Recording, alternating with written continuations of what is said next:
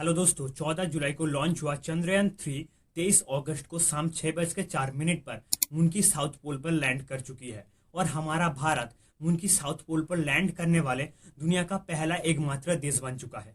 America, रसिया, चीन के बाद मून पर सॉफ्ट लैंडिंग करने वाले भारत चौथी देश बन चुकी है। लेकिन इसरो के लिए यह सफर उतना ज्यादा आसान नहीं था। इसरो को कड़ी कठिनाइयों का सामना करना पड़ा है।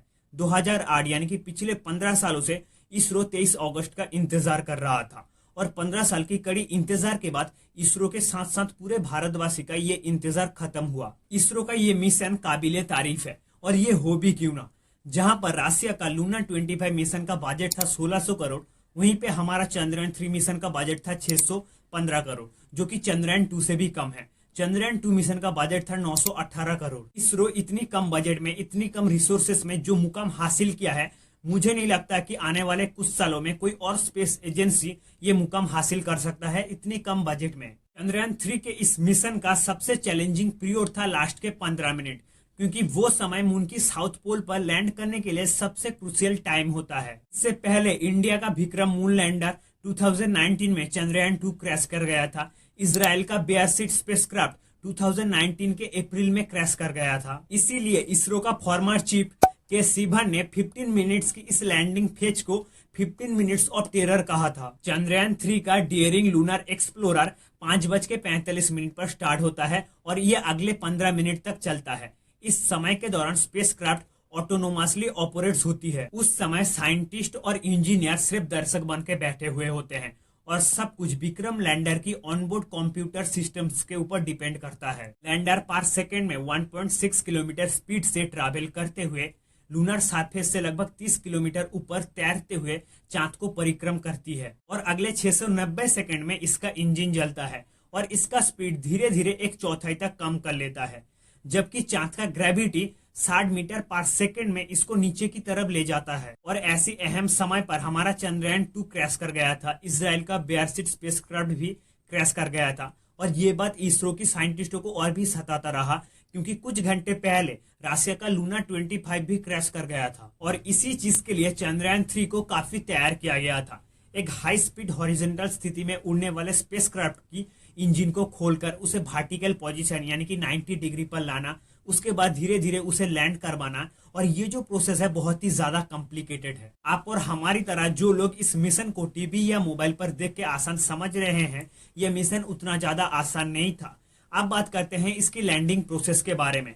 इसकी लैंडिंग प्रोसेस में 4 फेजेस हैं जो हम सभी ने देखा। पहला the rough braking phase, second the attitude hold phase, third the fine braking phase and fourth the terminal descent phase. Lander lunar surface से लगभग 30 किलोमीटर ऊपर अपनी पहली फेज में प्रवेश करता है।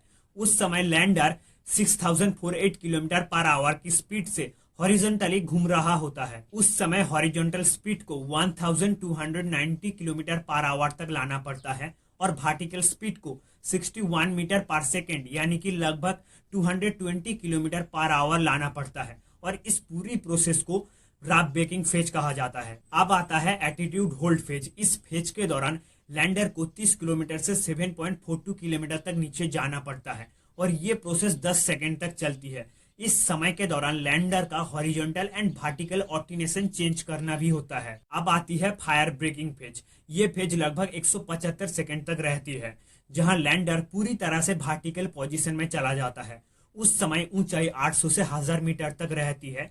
उस समय लैंडर का स्पीड 0 मीटर पर सेकेंड हो जाता है। उसके बाद टर्मिनल डिसेंट का फाइनल फेज चालू होता है। लगभग 100 से 150 मीटर की ऊंचाई पर लैंडर मून के ऑब्स्टिकल्स को स्कैन करने के लिए अपनी सेंसर और कैमरे का इस्तेमाल करता है और शाम को 6:04 पर मॉड्यूल एकदम से सॉफ्ट लैंडिंग करता है। विक्रम के लैंड होने के कुछ देर बाद रोवर को लॉन्च किया जाता है, क्योंकि विक्रम के लैंडिंग के दौरान जो धूल उड़ता है वो जब तक खत्म नहीं हो जाता तब तक रोवर को लॉन्च नहीं किया जाता है। और ये है मून की सरफेस पर उतरने के बाद रोवर का पहला फोटो। इसरो का चीफ एस सोमनाथ ने कहा था, डिजाइन को इतनी मजबूत की गई है कि खराब स्थिति में जहां पर सेंसर और सिस्टम ठीक से काम नहीं कर रही है, वहां पर प्रोपल्शन सिस्टम ठीक से काम कर रही है तो लैंडिंग की प्रयास की जाएगी। इसके बाद एक एक्सपेरिमेंट्स किया जाएगा और ये सब कुछ चांद के 1 दिन के अंदर करना होगा, जो कि पृथ्वी पर 14 दिन के बराबर है।